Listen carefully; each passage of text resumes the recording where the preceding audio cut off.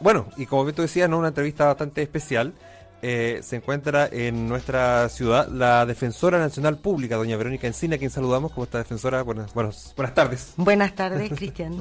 Mucho gusto de estar acá en la radio municipal de Iquique. Y como ha venido también en ocasiones anteriores, ya es de la casa, el defensor regional público, don Gabriel Carrión Calderón. ¿Cómo está, defensor? También buenas tardes. Siempre es un gusto estar con ustedes y muy agradecido que nos permitan estar junto a la Defensora Nacional entregando información y contestando las preguntas de interés, Cristian. Bueno, partamos, defensora. A todo su presencia tiene que ver con la entrega de la cuenta pública de la Defensoría Regional, ¿no? Así es, venimos a hacer una visita a la región, a la Defensoría Regional y particularmente a la cuenta pública del Defensor Regional, que es en un rato más en la tarde, el día de hoy. ¿Es primera vez en la región, entonces? En mi caso sí, porque yo asumí como Defensora Nacional el 1 de mayo de este año, así que llevo poquito tiempo. Yeah. Conocí a la región, pero no en mi calidad de Defensora Nacional. En calidad de turista. En calidad de turista, exactamente. Siempre preguntamos eso, cuando viene gente de afuera. Preguntamos, claro, si ha visto algún cambio en la ciudad de la última vez que vino, qué sé yo. Yo la encuentro que está más grande, está bien bonita además. ¿Y el clima incomparable con la zona central? No, es maravilloso el clima de Iquique. Justamente hoy me encima que claro, uno mira por la ventana y no, parece invierno. No, nada, siempre agradable la temperatura.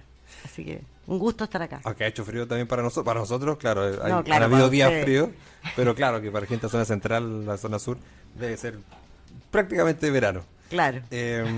Quería partir la conversación preguntándole, usted me dice que asumió hace poquito, ¿no? En mayo. ¿Cuál se ha propuesto que sea el principal eje de su gestión al asumir este cargo tan importante? Que tengamos en cuenta que lo que conversamos, ¿no? La defensa es un aspecto fundamental de los procesos judiciales.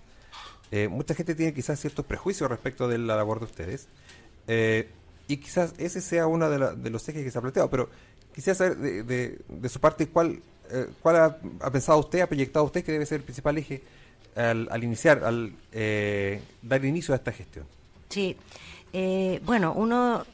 lo principal es difundir la labor, el rol de la Defensoría, tal como tú dices, dar a conocer a la ciudadanía que la institución está al servicio de todas las personas, de cualquiera, que pueda ser imputada de un delito. El ser imputado de un delito no significa que uno es culpable de un delito. O sea, cualquier persona puede ser imputada y luego se verá si es culpable o no. Por eso existe la presunción de inocencia y el derecho a un debido proceso y el derecho a un abogado defensor. Eso es lo que hace la Defensoría, proporciona a la gente un abogado defensor penal en caso de que no tenga defensor particular o que no lo pueda pagar. Nuestra labor entonces es hacer valer sus derechos ante los tribunales, mientras es imputada. En esa labor que me toca encabezar en la institución, vamos a luchar incansablemente por hacer valer los derechos de las personas y también por conseguir lograr que se reconozca la Defensoría como un ente autónomo. Hoy día la Defensoría Penal Pública depende del Ministerio de Justicia y eso provoca un desequilibrio en relación con la Fiscalía y el Poder Judicial, que son entes autónomos. Y tal como decíamos, ¿no es cierto?, en un sistema de justicia tiene que haber equilibrio. El que acusa y el que defiende tienen que estar en una situación de equilibrio. No van a ser nunca iguales, siempre el Ministerio Público va a ser más grande, va a tener más recursos, porque la labor de persecución abarca más tareas que la defensa. Pero tiene que haber una proporción que se tiene que respetar. Y por eso la Defensoría tiene que transformarse en una institución autónoma como lo es la Fiscalía y tiene que ser dotada de los recursos y de las facultades para contrapesar esas facultades del Ministerio Público. Y esa es nuestra tarea y es el principal área en la que nos vamos a enfocar en esta gestión. Y en ese sentido, la aspiración, por decirlo así, de la Defensoría, ¿cuál es? ¿Es también, también tener esta autonomía, ser parte del Poder Judicial? Claro, se entiende, claro, que como las labores son distintas, claro, quizás la entrega de recursos, claro, como usted dice, son diferentes. Pero la idea es tener el mismo estatus, pertenecer también, ser parte del Poder Judicial, como es, por ejemplo, el Ministerio, o tener ese nivel de autonomía, ese nivel de de autonomía respecto de otras entidades?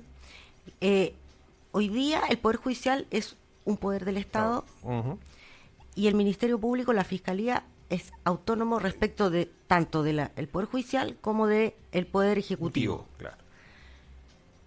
La Defensoría, en cambio, depende del Poder Ejecutivo. Entonces, la idea es que tenga el mismo estatus que la Fiscalía, que sea autónomo respecto del Poder Judicial, respecto de la Fiscalía y del Poder Ejecutivo. Ya, se entiende, por ejemplo, su nombramiento, se entiende la entrega del presupuesto, se entiende los nombramientos a nivel regional, la dotación de personal, todo pasa, claro, naturalmente como un área más del Ministerio de Justicia. Sería fuera del ministerio, Claro, pasaría a es ser que, autónomo. claro. Y eso no es algo que beneficia a mí como defensora nacional, es algo que está pensado para beneficiar a los ciudadanos.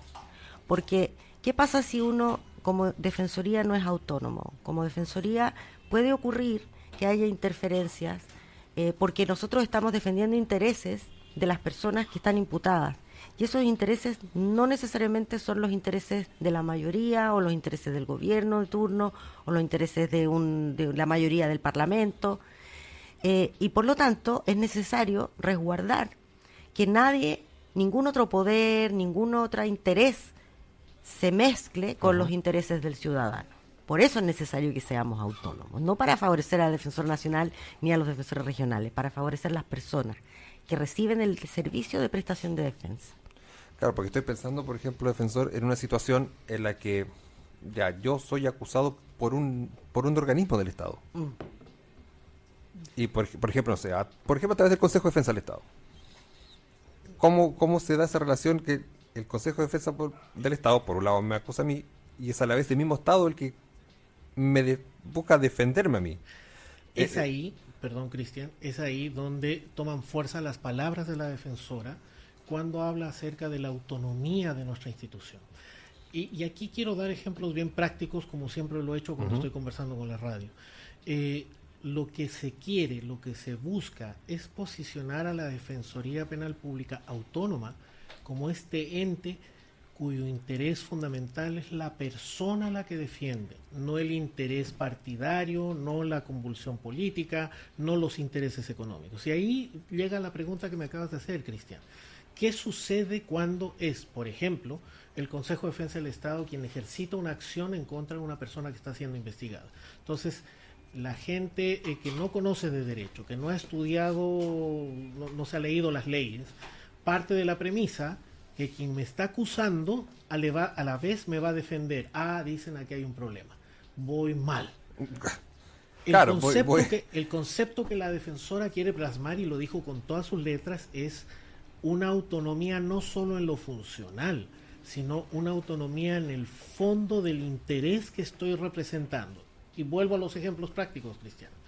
Si eventualmente tú te ves involucrado en algún hecho relevante para la persecución penal, te interesaría que tu abogado primero sea de tu confianza, ¿cierto? Sí.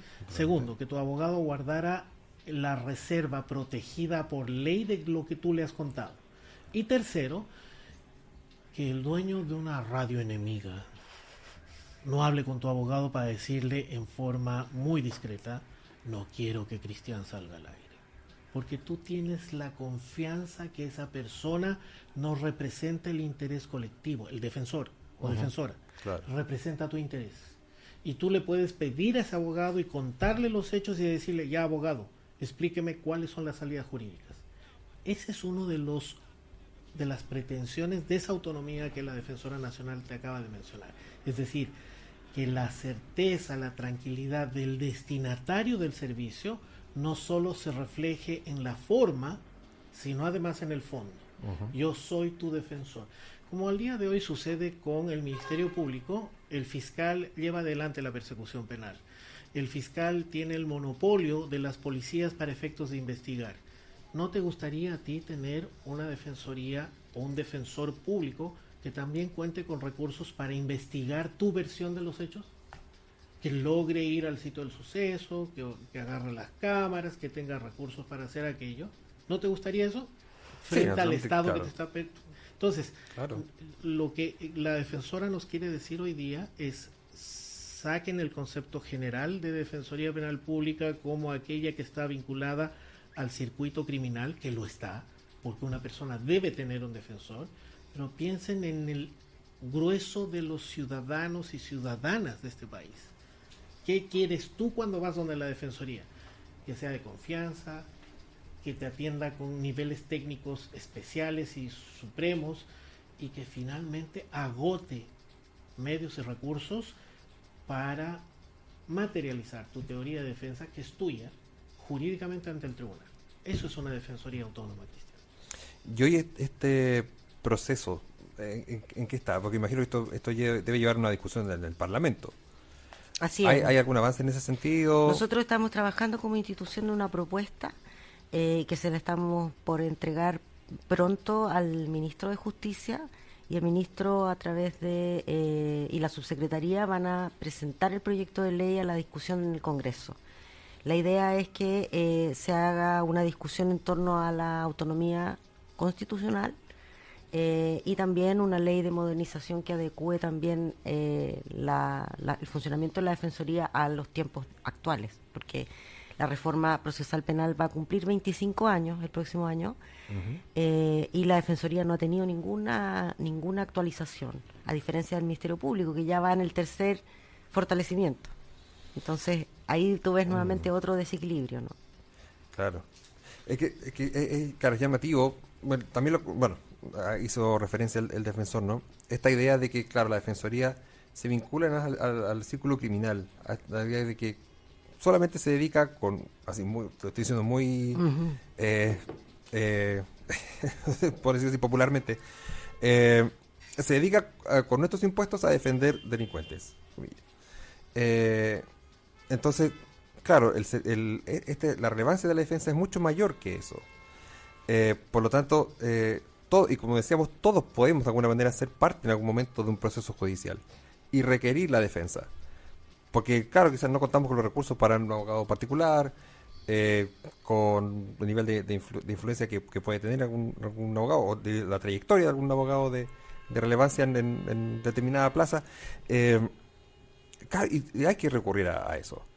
Entonces, es muy relevante este proceso de autonomía que usted me señala. Tiene bastante sentido desde el punto de vista, claro, hace un cuarto de siglo yo me acuerdo de haber iniciado mi práctica con el tema de la reforma procesal, haber conocido desde el principio como el tema de la publicidad, bueno, lo que nos interesa a nosotros a los medios, los periodistas, el tema de la publicidad, de los juicios comparado como era el proceso anterior, que era todo muy secreto, que era juez y parte, o sea, un tema muy distinto, y que claro, no solo la publicidad era relevante respecto del proceso anterior, sino que también el tema de la defensa.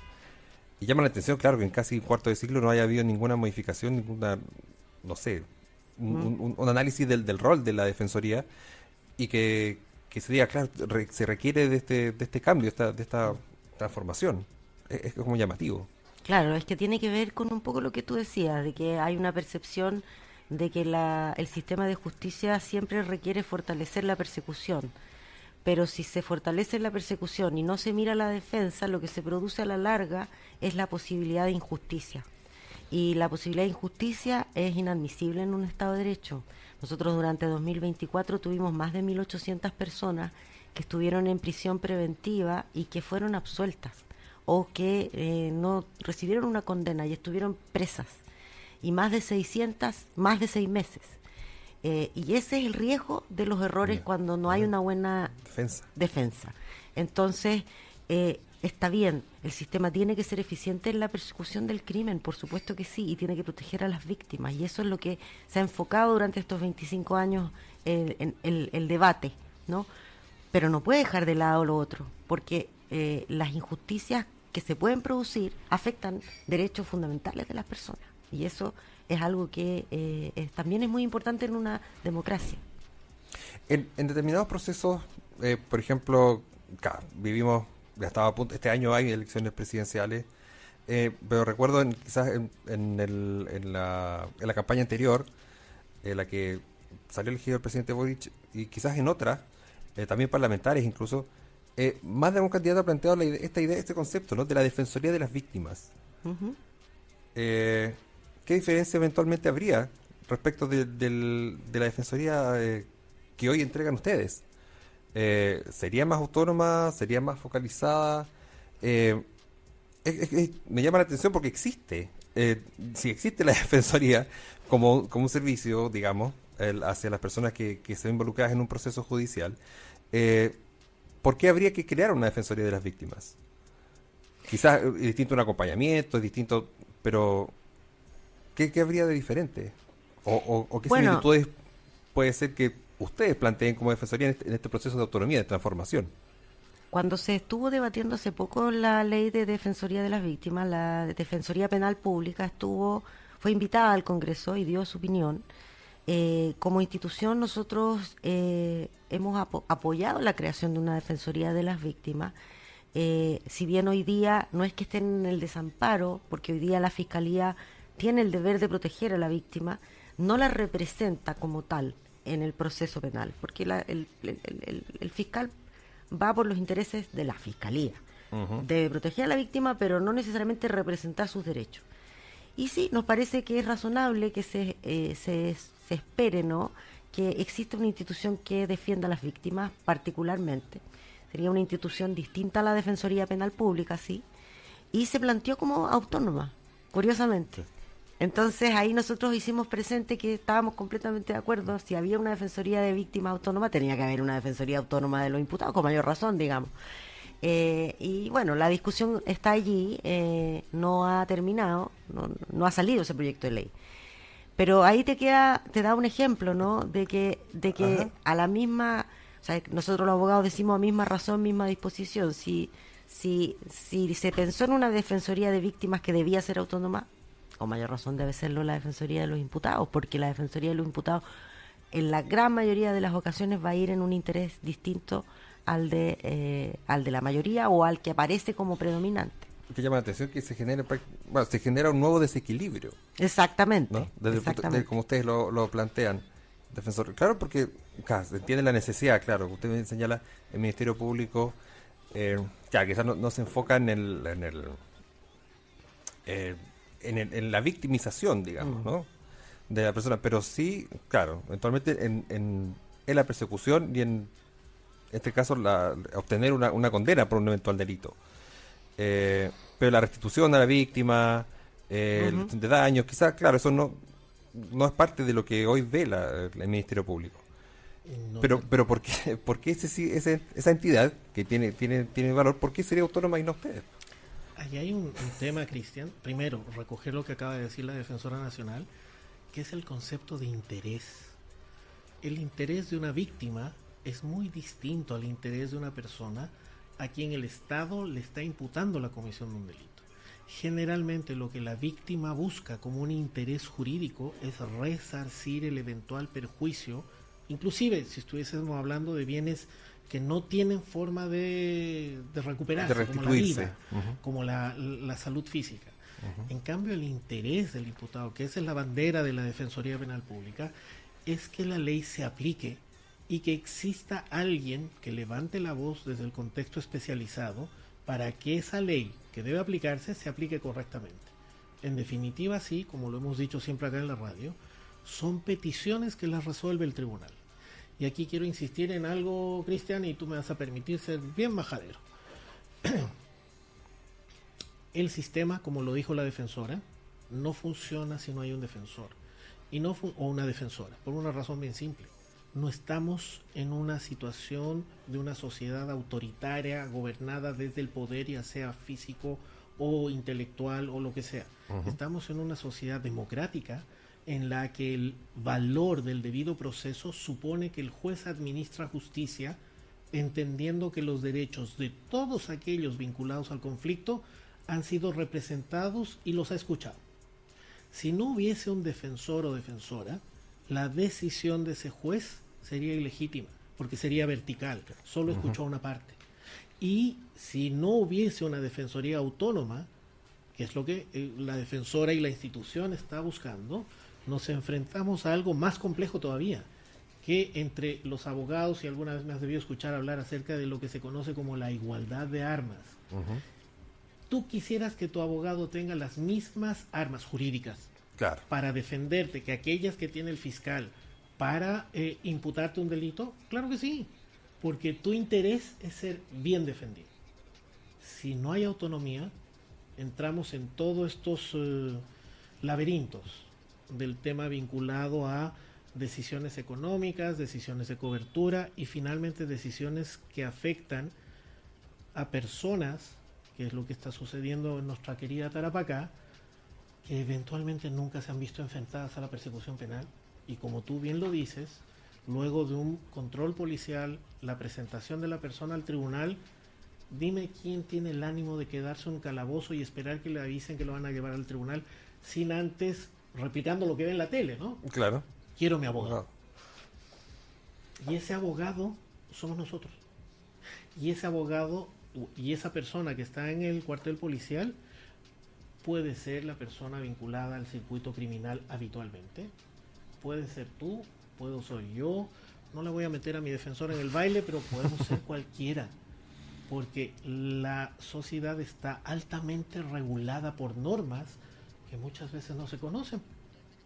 Y eventualmente tú puedes haber prestado tu cuenta bancaria para que alguien haga una transferencia desde Tumbuktu y resulta que la transferencia era una cadena de lavado de dinero y te voy a tener que defender, Cristian. Va a ser triste, pero te visito en la comisaría, te ayudo a las condiciones básicas y necesarias y después procuraremos tu libertad, porque es altamente probable que frente a ese delito el Ministerio Público pida que esperes la investigación privado de libertad en una unidad penal. En ese sentido, defensora, por ejemplo, claro, cuando se habla de la igualdad de armas, ¿no? En la práctica, ¿cómo se trabaja eso? Porque, por ejemplo, claro, la investigación la lleva al ministerio, pero, por ejemplo, hay momentos en que como defensoría tienen acceso a carpetas.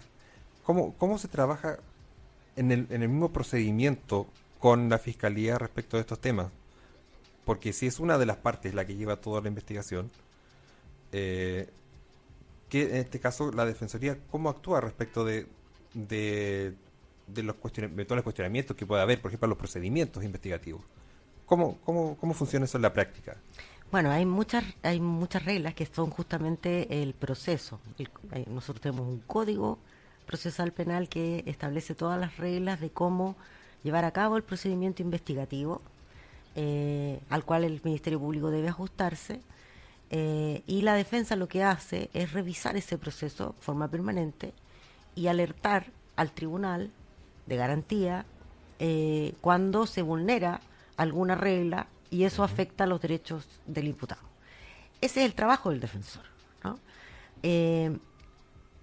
Aparentemente la gente puede razonablemente pensar, por cómo se habla en la prensa y por las cosas que se dicen en la televisión, en fin, que se encuentra casi indefensa frente a la delincuencia. Pero la verdad de las cosas es que cuando a una persona le toca ser imputada de un delito, se da cuenta de lo difícil que es contrarrestar el poder que tiene el Ministerio Público y las policías, porque efectivamente nosotros lo que hacemos es controlar lo que hacen permanentemente ellos, pero el poder que se tiene, el monopolio de la fuerza, es un poder muy grande.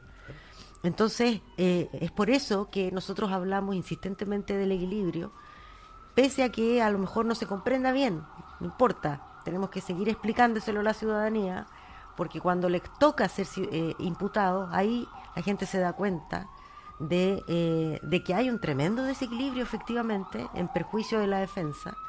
Y tú lo mencionabas delante, si hubiese una defensoría de las víctimas, efectivamente ese desequilibrio aumentaría, porque estaría la defensa con dos en contra, por así decir.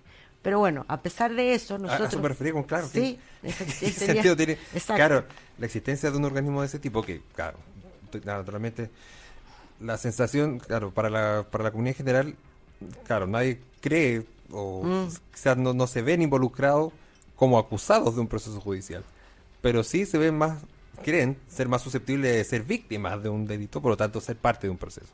Tanto por eso, claro, desde ahí hay un sentido respecto de la existencia de la defensoría de las víctimas, pero el tema es la forma en cómo trabajaría esta defensoría para volvemos, ¿no? A que no haya, claro, no sea un 2 contra 1. Un 2 contra 1, sí. Lo sería. Nosotros lo hemos hecho presente. En la medida que se delimiten claramente las facultades de esa defensoría, por ejemplo, lo que dice Gabriel, en el sentido de que esté para representar los intereses, por ejemplo, de resarcimiento, indemnización, de perjuicio, porque eso no lo ve la Fiscalía. Es decir, que no duplique lo que hace el rol del Ministerio Público, claro, sino que más bien efectivamente se dedique a representar aquello que la Fiscalía no puede hacer. Bueno, en ese sentido no sería tan problemático y nosotros no nos hemos opuesto.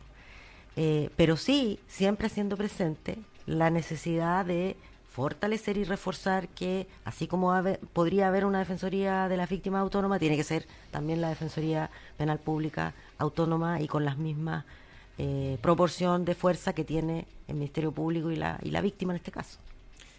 ¿Cómo ha sido recibido por parte del Ministerio de Justicia esta propuesta de autonomía? ¿Te plantearon? ¿Te ha conversado con el ministro Gajardo? Está de acuerdo, hay apoyo a la iniciativa. De hecho, nosotros no nos mandamos solos, no somos autónomos, por lo tanto, no podríamos nosotros hacer nada si no hubiese en ese sentido la aquiescencia.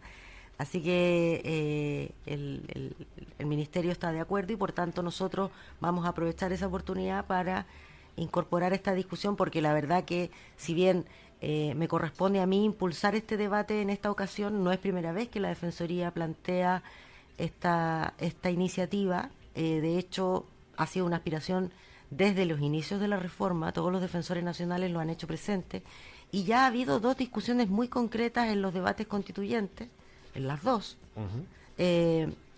y en las 2 ocasiones hubo amplio acuerdo y consenso de que debíamos avanzar hacia la autonomía, pero no se concretó debido a que hubo rechazo de las 2 iniciativas. Debe ser de los pocos temas que coincidían los 2 proyectos. Así es, de los pocos temas que coincidían. Claro. No, o sea, así de relevante es. Así de relevante, y ojalá que siga siendo transversal también, porque en la medida que se mantenga ese acuerdo transversal podemos avanzar en esa iniciativa. Y en la justa medida, Cristian, yo quiero retomar un tema que lo habíamos abordado rapidito ahora, que gira en torno al espectro de personas que atiende la Defensoría Penal Pública, al espectro de personas que son presentadas ante un tribunal y al espectro de personas que eventualmente tienen una interacción en el contexto de la persecución penal con las policías.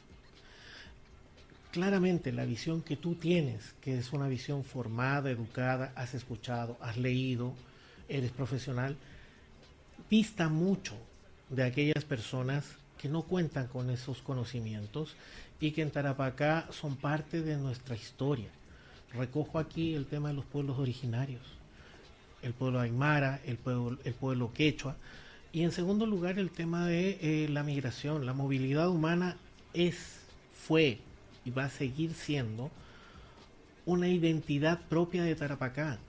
Tú vas a la SOFRI y en la SOFRI te encuentras con una multinacionalidad, y en la Defensoría hemos atendido nacionales pakistaníes, franceses, indios de la India, chinos, que lo primero que hacen es sorprenderse de nuestro sistema, y te hablo de Pakistán, te hablo de China, te hablo inclusive de países un poquito más cerca, te hablo de Honduras, Costa Rica, Uruguay. Se sorprenden cuando ven a esta institución que tiene una estructura, tiene una jerarquía, tiene estándares, que les asegura algo que la gente siente mucho. Yo confío en mi defensor. A mi defensor no me lo van a sobornar, como pasa en otros lugares. Entonces, eso le da más fuerza a este anhelo y objetivo que tiene nuestra Defensora Nacional de que esta institución sea autónoma. Además de ser un orgullo, además de ser un objetivo de antigua data, es una materialización del interés del ser humano. Y con esto cierro y no hablo más porque generalmente me tomo los micrófonos. Es por eso que hoy nuestra Defensora Nacional levanta la bandera de que la Defensoría Penal Pública es, si no el único, sino la única, una de las pocas instituciones que defiende el concepto de derechos humanos en forma transversal. Es decir, los derechos humanos no son para unos sino para otros, son para todos. Si te detienen a ti, tienes los mismos derechos en el proceso que aquella persona que eventualmente forma parte del circuito criminal. Y por una razón bien simple, y aquí termino, Cristian, porque todos somos iguales ante la ley. Y la ley no puede hacer discriminaciones que sean arbitrarias. Así de relevante justamente el que exista la Defensoría, ¿no? Es al final el instalar esta idea de igualdad ante la ley y hacer la carne. Sí, de eso se trata, por decir así, el servicio que entrega esta institución. Quería preguntarle, antes de terminar, porque dice que ya estamos en las últimas, existe un proyecto de creación de fiscalías supraterritoriales, ¿no? Sí. Dependiendo sobre ciertos delitos. ¿Cómo eventualmente podría afectar la labor de la Defensoría este tema?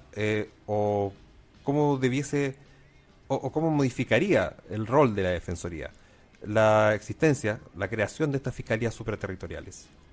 La Fiscalía Supraterritorial modifica bastante la forma de tramitar las causas. Primero porque altera las reglas de competencia, que es algo que ha regido siempre, desde incluso antes de la reforma procesal penal. En Chile y casi en todos lados, es competente para conocer de un delito el juez del lugar donde se comete el delito. Sí. ¿Ya? Es como lo más obvio, ¿no? Es lo más obvio. Donde se comete el delito, donde ahí se ve. Es donde se ve. Entonces va a ser competente ese tribunal y por lo tanto el defensor de ahí, el fiscal de ese lugar, etcétera. Determina la competencia, el lugar de comisión. Ajá. Bueno, con la Fiscalía Supraterritorial, a petición de la Fiscalía se va a poder trasladar la competencia a un lugar en particular, que es la circunscripción de la Corte de Apelaciones de Santiago. ¿Ya? Si el delito se cometió en Tarapacá o en Puerto Montt o en Aysén, dependiendo de la parecer, ¿no?, del fiscal o del defensor, también lo puede hacer. A la excelentísima Corte Suprema le va a pedir que se traslade la competencia. Entonces, eso cambia completamente la tramitación de la causa. Se va a ir la causa a la Fiscalía Supraterritorial, que va a estar con asiento en la región metropolitana, independientemente de que esos fiscales van a poder viajar por todo Chile a investigar, a dirigir las investigaciones, pero las van a llevar desde allá.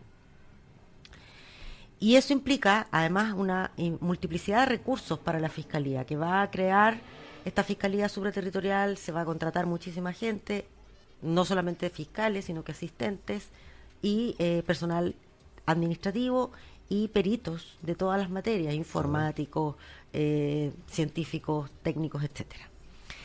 Entonces eso nuevamente vuelve a impactar en la tramitación, por una parte, en las reglas del juego y en el equilibrio entre defensa y fiscalía, porque la fiscalía crece enormemente y la defensoría se mantiene igual.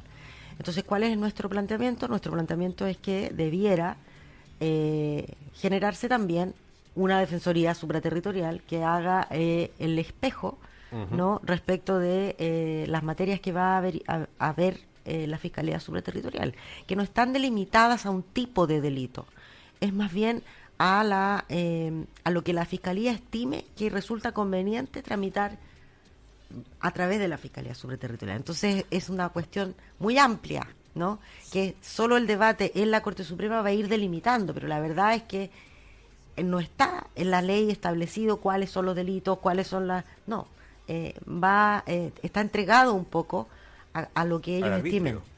Al arbitrio del fiscal en este caso.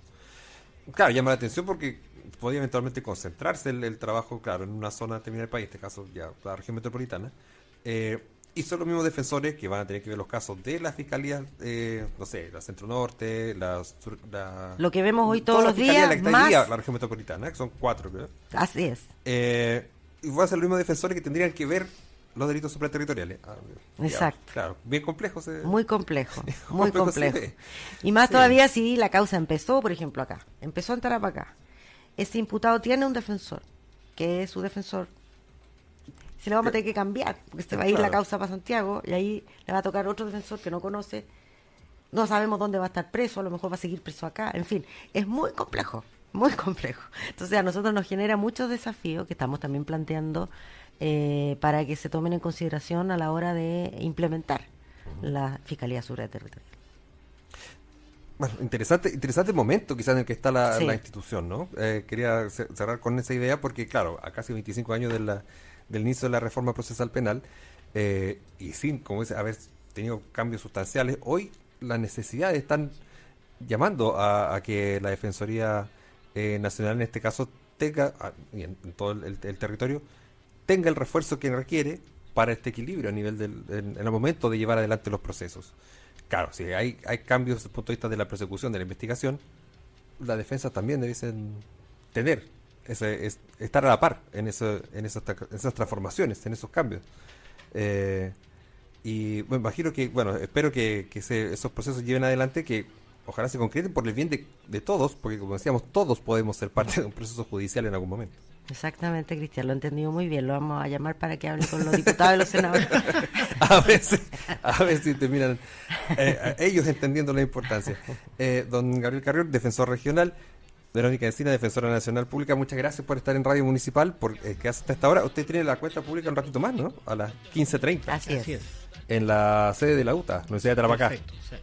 Ahí Bueno, nos Gracias, vemos. Cristian. Allá vamos a estar Muchas como gracias. Radio Municipal, como RTC Televisión, los medios de la Municipalidad de Iquique, difundiendo también el rol que ustedes cumplen en nuestra comunidad. Muchas gracias por estar junto a nosotros. Que estén muy bien. Gracias a ti. Gracias a ustedes. Muchas Norma. gracias.